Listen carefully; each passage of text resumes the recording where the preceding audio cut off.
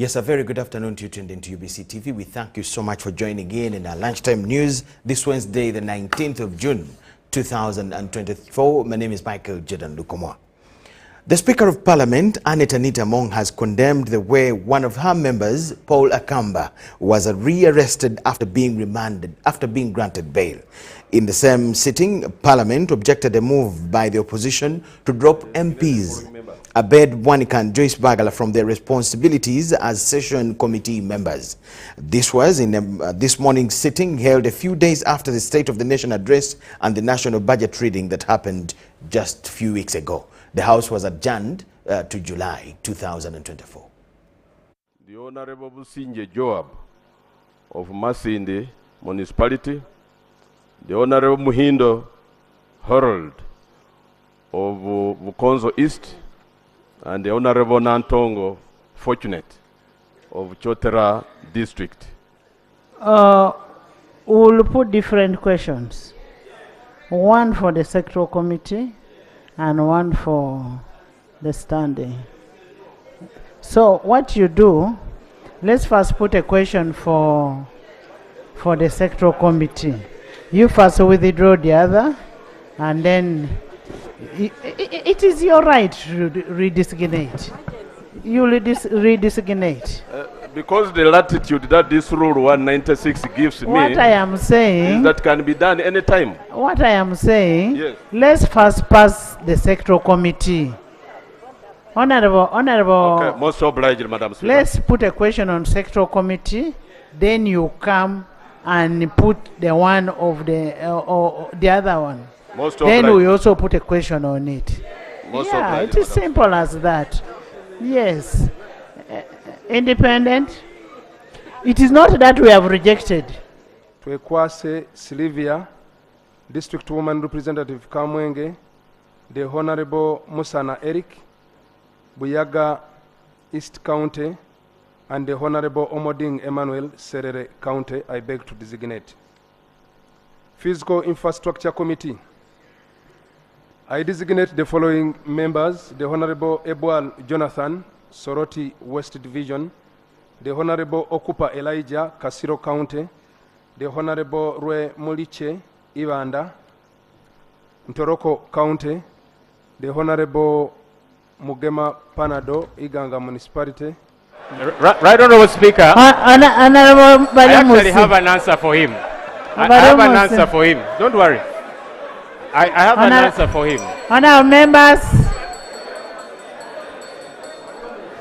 let me respond to you. Let him answer. Yeah, let me answer. Let him answer. Okay.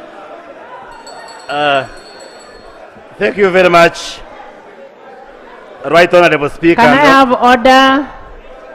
Can I have order? And thank you very much, Honorable members. Search. Thing. Honorable members, there is an order. Are you from NRM? No, there is an order from Honorable Zake. Order is here, Honorable Speaker. There is an order also from Honorable Zake. Yes, order. And Right Honorable Speaker,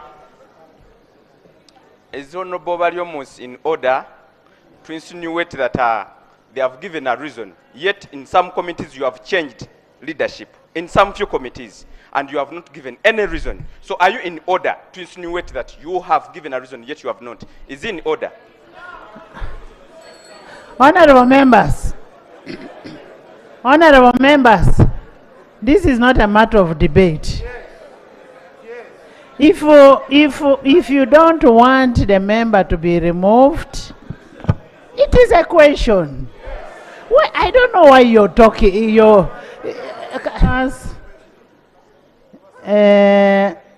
Pursuant to Rule 196, I put a question that the chairperson and the deputy chairperson of Committee of Government Assurance be designated as proposed by the Chief Opposition Whip.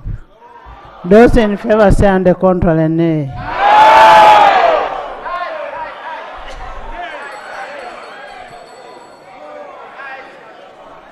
Honorable members, honorable members, honorable members.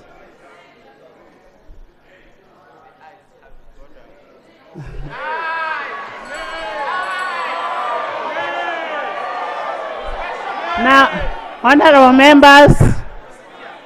members, Francis, we are still getting an answer.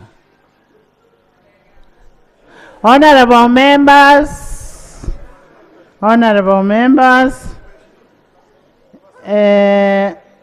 pursuant to Rule 196, I put a question. Honorable members, we are concerned that we want our members to come back to Parliament, and because we want our members to come back, you're going for recess. You will return on 23rd July.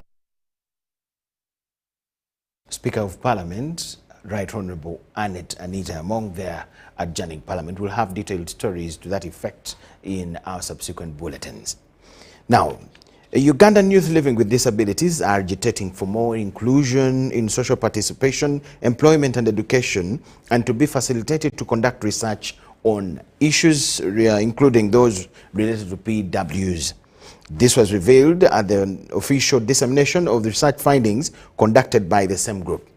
The youth with disability research based on peer-to-peer support and monitoring model, which effectively trained the youth in research skills, increased their employment prospects, and raised awareness of and about the value of inclusive research amongst themselves.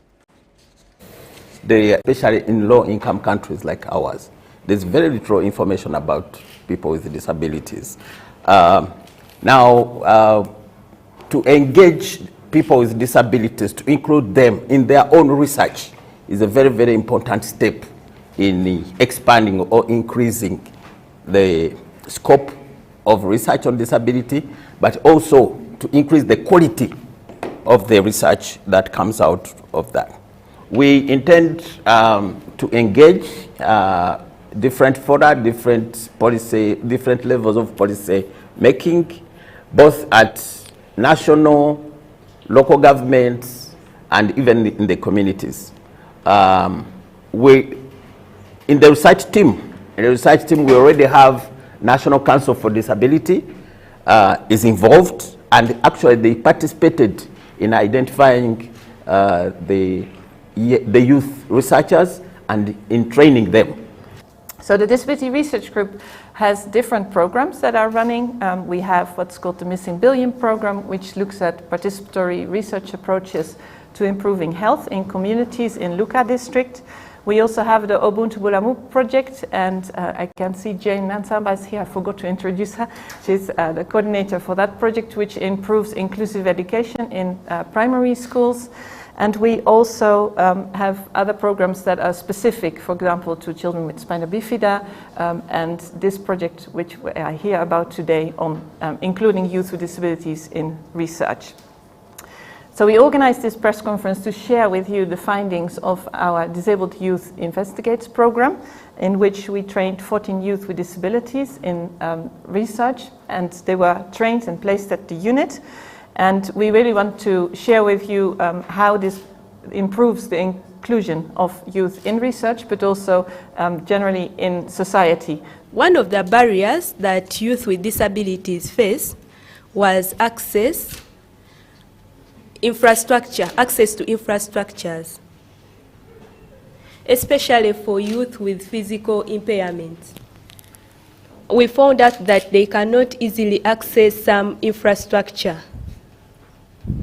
As one of the youth who is age 28, he said that whenever he goes to the church or a shopping mall, he cannot go through the stairs.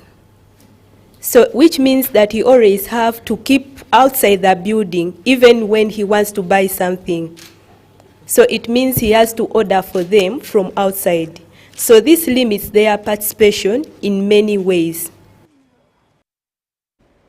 We'll have detailed story to that as well. The affected residents of Nabweru 2 zone have embarked on demolishing their houses themselves and shifting their property on looming operations of the National Environment Management Authority evictions. In the ongoing eviction operation by under the Rubiji Wetland Restoration Initiative, about 2 square miles with over 1,000 families of the area marked for eviction.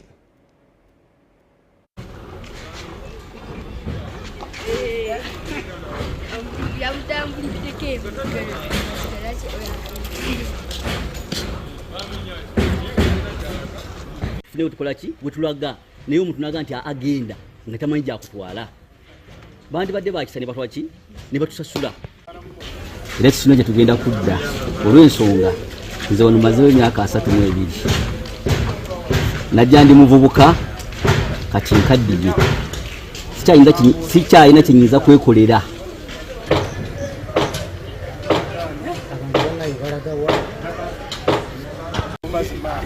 Nebayamba babayambako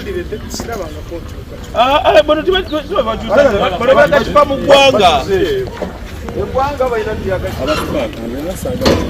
nze najjawo 93 bano abagamba nti maapu yaabwe eyitawa bakola bano abanema bagamba nti wano bajjawo bakuba maapu 218 bandi babira bakisa ne bagamba kuba naffe kyatusinza wano tetwali bulungi tajja tuli bubi tetuka nti katufune ko tutuula tutegekera obukadde bwaffe nize kati amanyi gampedde era kati munaye abatumenye batusindise kufa mazima.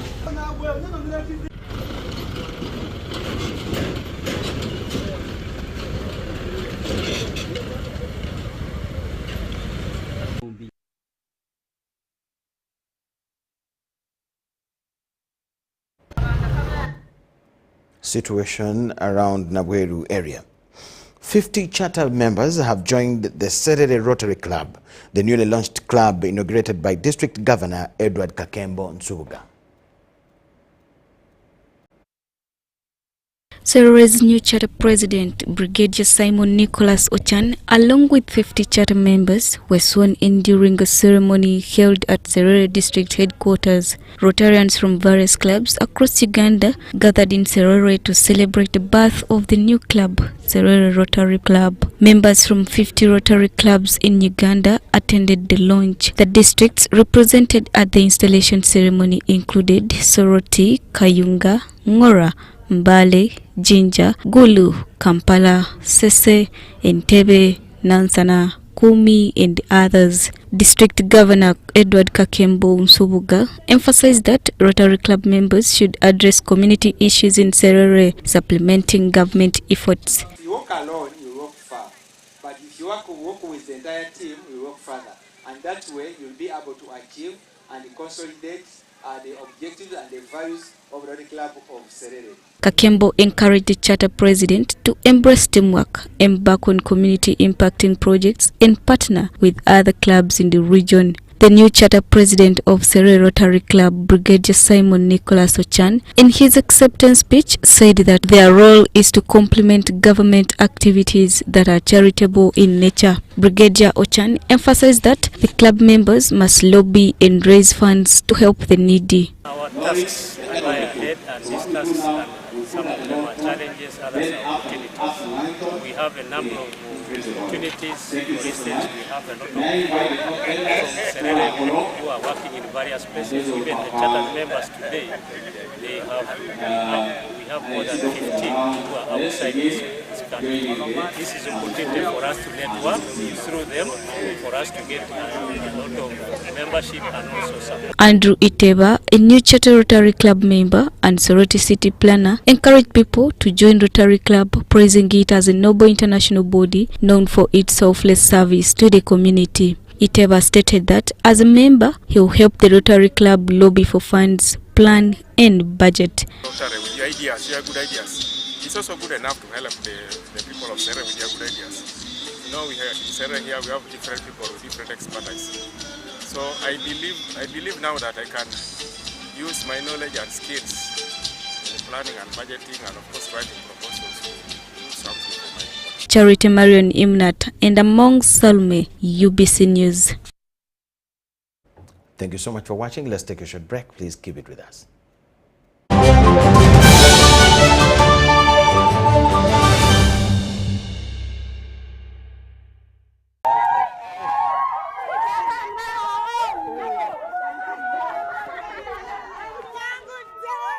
Amanya gange nze Namutebi Sharon nga nkolera wano wennyini Saka Kirombe oba Makindye.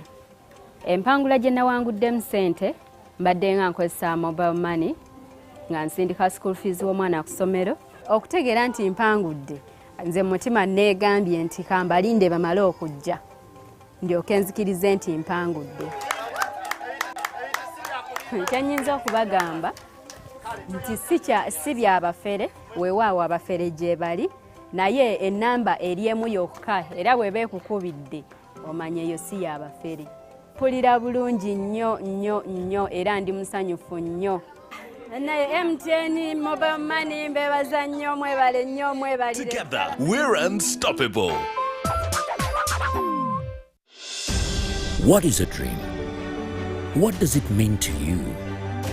To her? To them?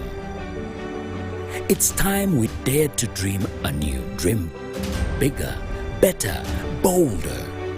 Let's dare to dream of tomorrow, today, of someday, of the hope that comes with change, of a change that transforms lives.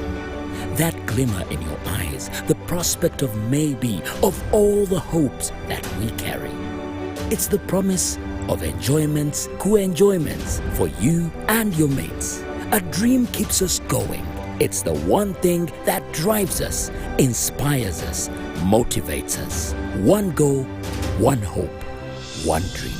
With the Uganda National Lottery, your dream can become a reality. Bigger is here. What's your one thing?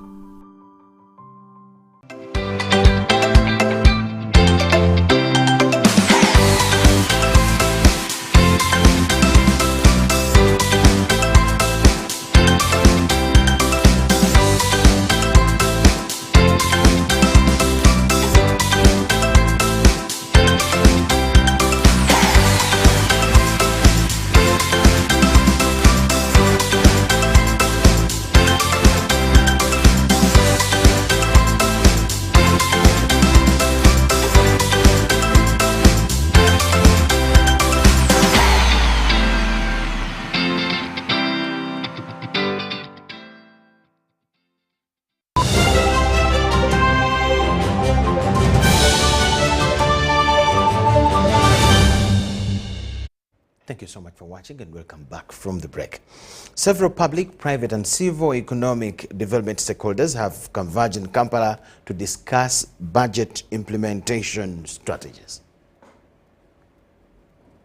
Uganda is how do we get all Ugandans to at least participate in one of those areas we've mentioned.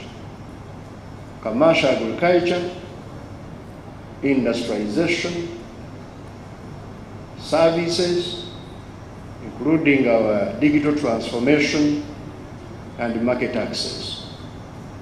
If we could do, all of us, embrace one of those or a couple of them, of those areas, trust me, we will build a very robust economy. We shall live better lives. So in terms of the East African region, we have realized that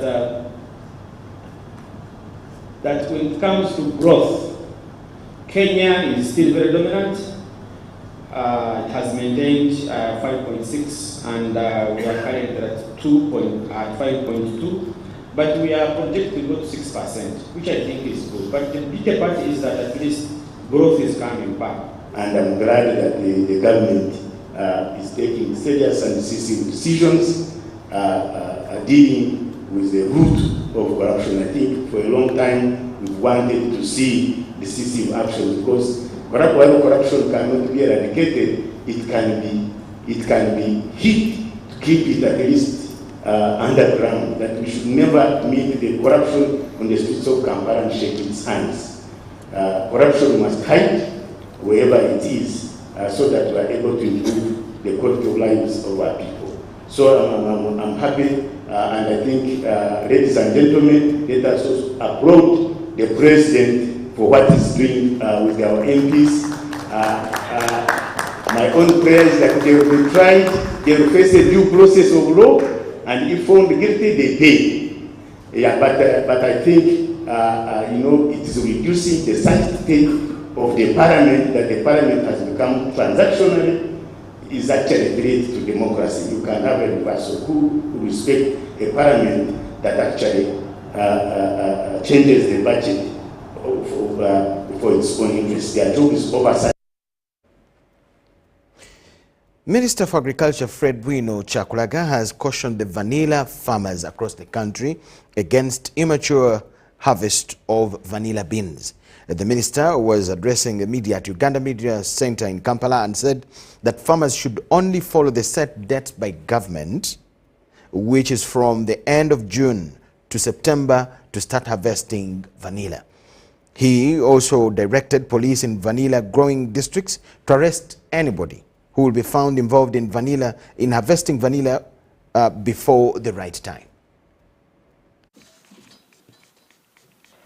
I call upon everyone to be vigilant and to work as a team to address the challenges in the vanilla subsector in order to build a vibrant, resilient, profitable and sustainable vanilla industry in Uganda, and position Uganda as a leading producer and the #1 source of high-quality vanilla in the global market.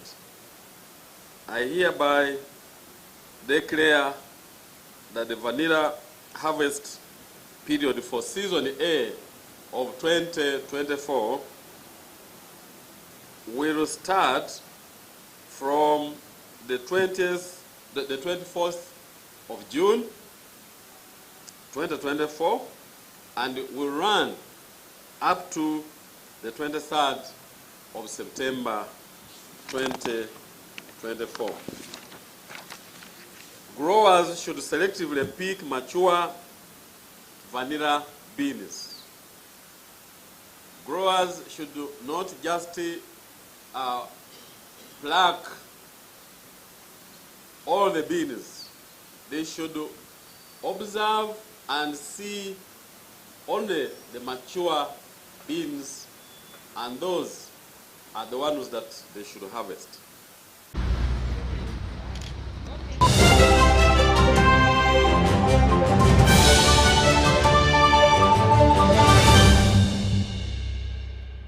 On the international scene, scores of Kenyans gathered outside Parliament Tuesday, that's yesterday, to protest controversial tax hikes, with police deploying tear gas and making at least 3 arrests. The East African country has struggled with the cost of living crisis, which critics say will only worsen under the proposed levies. Hundreds of protesters marched in the Kenyan capital, Nairobi, demanding that lawmakers reject the proposed 2024 finance bill, which seeks to increase taxes on food items, motor vehicles, and financial transactions. Police fired tear gas on protesters, leading to running battles between the security officers and demonstrators Tuesday. Kenyans worry that adding more taxes will make their financial problems worse as they continue to grapple with the high cost of living. We need the prices of things to go down, no more billing. It's really hard for the country of Kenya. Thieves have increased because of that too. No job. The cost of living is really high. Youth don't have jobs. They keep on increasing taxes, and these taxes are really affecting us as normal Kenyans. They need to drop that finance bill. We need to work on that. They are going ahead to tax even medical supplies. Do they really want the people who are sick to die? Do they have no consideration for the people who are needy? I mean, can they listen to us? It's us who put them in that position. I live by luck to have food. I want to see that my MP Karauri, let him vote yes, and I will visit him in his office. The government made changes to the tax proposal Tuesday morning after President William Ruto met with ruling party members. The government dropped the 16% bread tax and the 2.5% motor vehicle annual tax. But some Kenyans were not satisfied with the changes. I am aware that about an hour ago they've given a press statement on the amendments that they've made, but it is not enough. We, the people of Kenya, are demanding for the Finance Bill 2024 to be rejected in its totality. This budget destroys the Kenyan state. This budget makes us poorer. This budget makes production in Kenya very expensive. We cannot compete with our neighbors. Police have been successful in blocking protesters from accessing the parliament buildings. However, those against the finance bill feel they have just done enough to send a message to the lawmakers that they're not ready to pay more taxes than they already pay. Mohammed Yusuf, VOA News, Nairobi.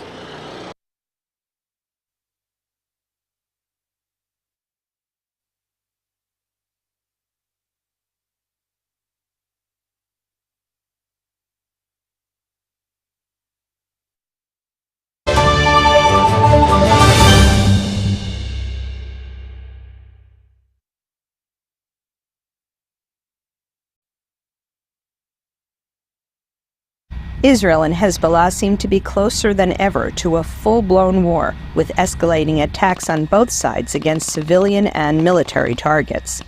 Hezbollah's increasing aggression is bringing us to the brink of what could be a wider escalation, one that could have devastating consequences for Lebanon and the entire region. Hezbollah is jeopardizing the future of Lebanon so that it can be a shield for Hamas. Some Israeli analysts say the two sides are already at war. What kind of war are we going to see in the future? But currently, we're in a full-scale war, only in the artillery aspect and not a ground maneuver yet. Tens of thousands of Israelis and Lebanese have been forced to leave their homes near the border. Israeli analysts say a full-scale war with Hezbollah would take a larger toll than the 8 months of fighting Hamas in Gaza.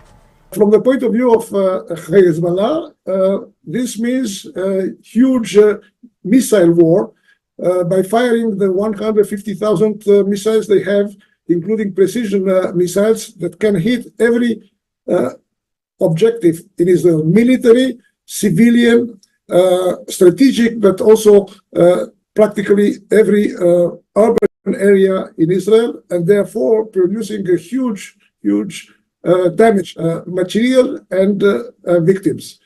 Israel has warned the Lebanese government that the whole country, not just Hezbollah in the south, would suffer heavy damage in an Israeli bombardment. Hezbollah leader Hassan Nasrallah says any deal to end the fighting with Israel is tied to a ceasefire between Israel and Hamas in Gaza. We hope that the war will stop at any moment, but if he insists on war, he will take the Zionist entity to disaster and will take the opposing front to a great and proud historic victory. More than 8 months since the war between Israel and Hamas began in Gaza, the chances of the war expanding to a second front seem to be growing. Linda Gradstein, VOA News, Jerusalem.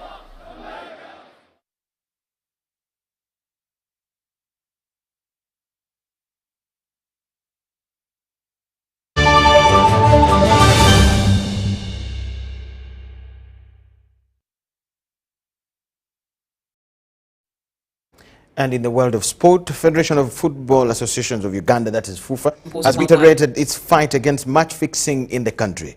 The federation revealed that it will not stop until the vice is wiped out of the country in the football industry.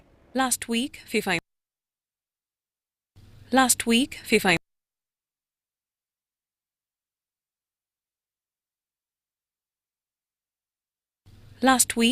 imposed worldwide bans on 7 Ugandans amid a major match-fixing scandal masterminded by South African criminals.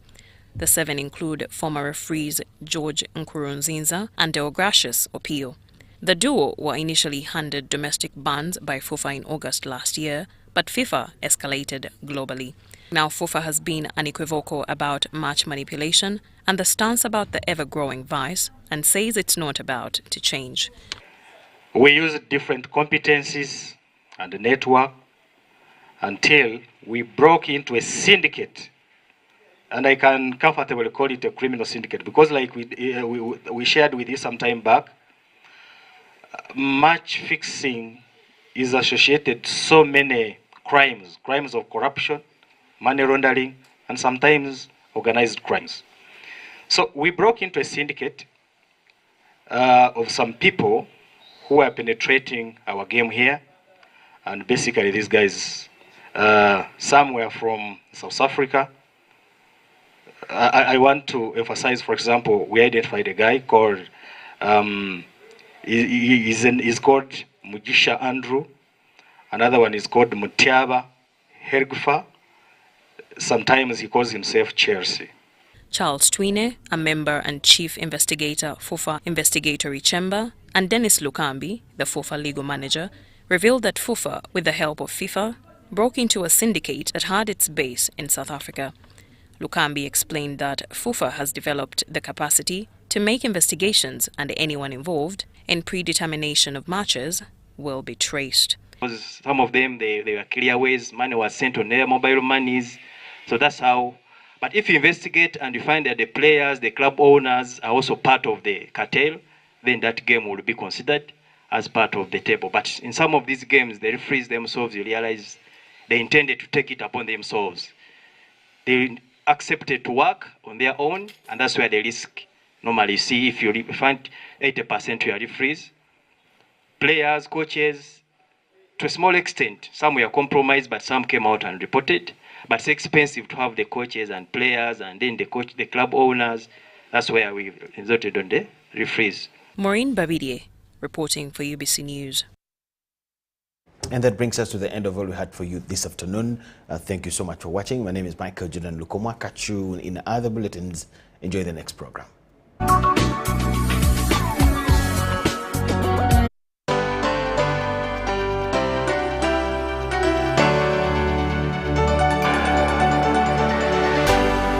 UBC, inspiring Uganda.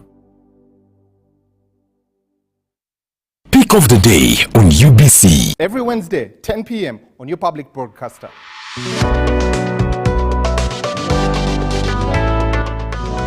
Was brought to you by I'll call you every day, yeah, yo, baby, don't. You can now get all the Chibuzi out with MTN voice bundles. Call all networks. Kubei Dondoro.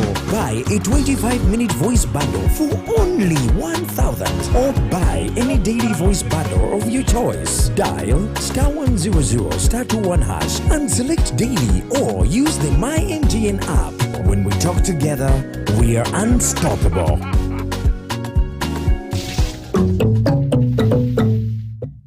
Cities are the engines of growth and development, but as they grow, so do the challenges.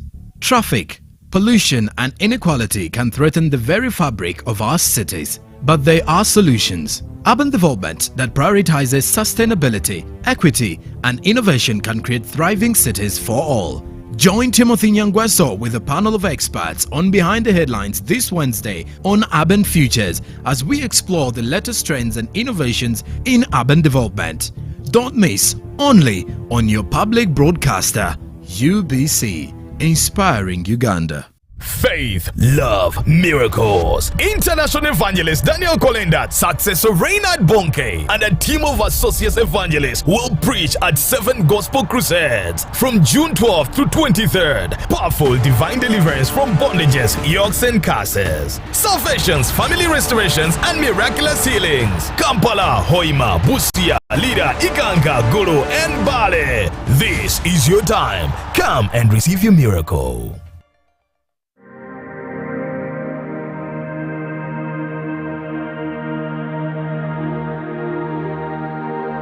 Hello, my name is Evangelist Jasper Kim, and I am part of a ministry called Christ for All Nations.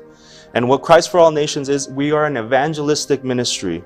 We've been going all across the world, but mainly in Africa. And what we do is we have crusades, great big gospel crusades, where we preach the gospel, the good news of Jesus Christ to the people. And what I want to tell you is, when the gospel is preached, when the name of Jesus is proclaimed, I tell you right now, God moves and mighty things begin to happen. Miracles begin to happen. I've seen it happen so many times, and this is what we do. This is our passion, and this is why we are here in Uganda right now. Daniel Kalenda is a mighty man of God who is Reinhard Bonnke's successor.